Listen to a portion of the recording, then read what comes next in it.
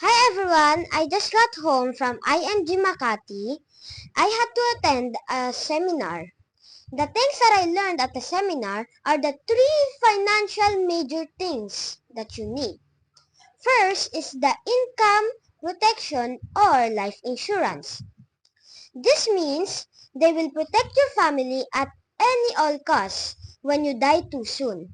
They will change your children's education and help your family pay their debt. Second is long-term health care or health insurance. This means if you are sick and you don't have any money to pay for your hospital bills, but the health insurance company will pay for your hospital bills, so you don't need to worry about it. Third is the investment. This means that if you start at an early age and have an interest for 0.5 interest in your bank account.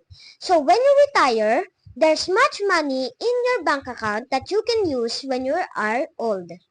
There are two sets of important questions that you need to address. What if you die too soon and who will take care of your family? Second, what if you live too long and who will take care of you? Huh? Here are the solutions. When you die too soon, life insurance will take care of your family.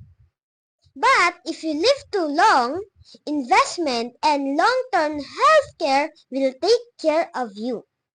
Save and grow your money in order to prepare your financial future. Well, that's all. Thank you for watching.